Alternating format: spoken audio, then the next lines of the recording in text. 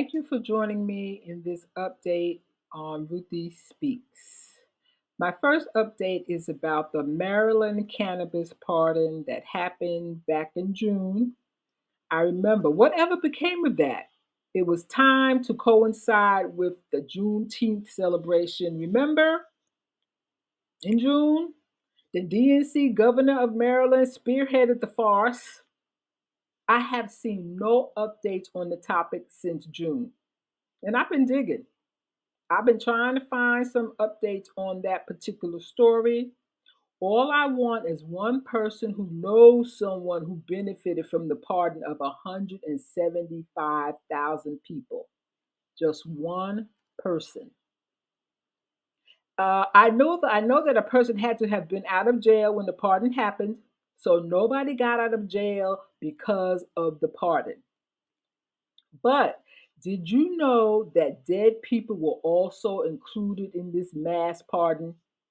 Which begs the question, how many of the 175,000 people who were pardoned are living and how many are dead? Isn't that a good question? The other thing that's not being spoken of is the ILA strike that is simply on a 90-day pause, and that 90-day pause ends on the 15th of January, meaning anything can happen between now and then. And I do not see the people that's bargaining on behalf of the ILA dock workers. I don't see them agreeing to no automation in the shipping industry. That was one of the things that they were bargaining over. And it seems to be a far bigger issue than wages because they got some concessions where the wages go. I don't think that the strike has been totally avoided. This is just a cooling off period, so to speak, with the hopes that the issues will be resolved by the 15th of January. But nobody's talking about it. If the strike is continued, it will be such that everything and everybody will be affected. So, this update is so that you can plan your life accordingly. January is not that far off, and everybody can feel time flying. So, tomorrow's election day. But if I was serious about winning votes, I would increase SNAP benefits from $23 a month to $500 a month for a single person. And wouldn't you feel inclined to vote for a person who made that happen? I would. Securing the border for real and helping Americans in dire need. You have the homeless veterans, elderly, disabled, and the poverty stricken. So many people living below the poverty line.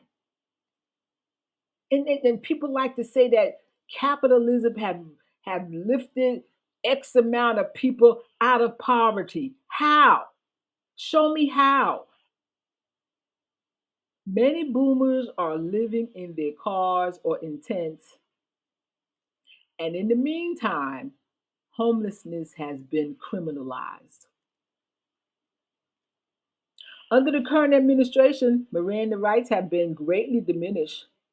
Basically, you have less recourse if those rights are not read to you at the time of your arrest or questioning. Meaning, it's no big deal if you weren't read your rights. That happened in the last couple of years. An administration some years ago promised to codify Roe v. Wade, and it was not done.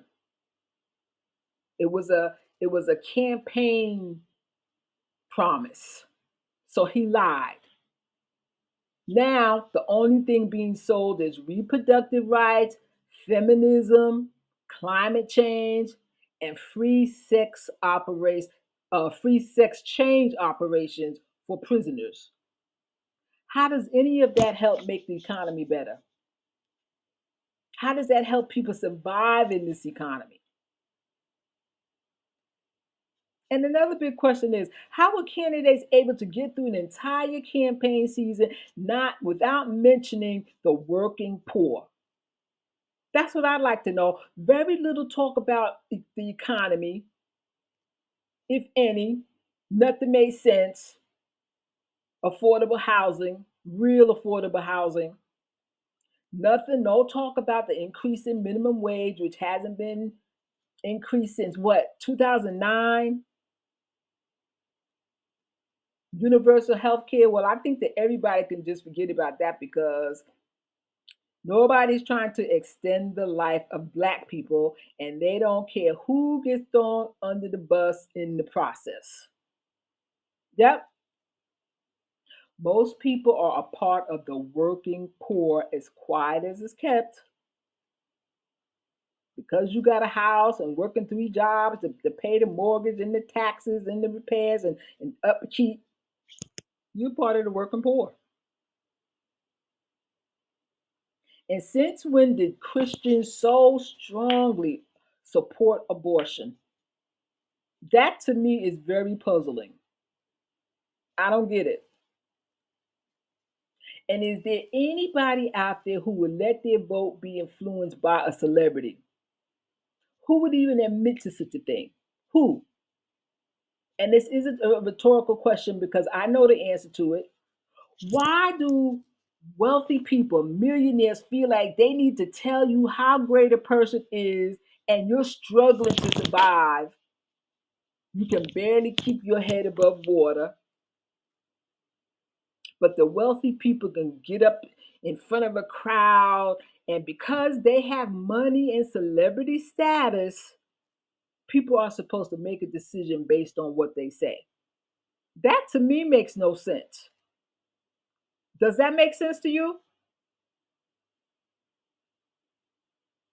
My prediction is that there will be no clear cut winner for a while. It will probably be 2025 before a winner can be determined because nobody's going to believe anybody. No one's going to concede. Nobody's going to be civil. And it's going to be a mess. And it's about to be hell up in Harlem. In the meantime and in between time, anything can happen. And that includes a third world war.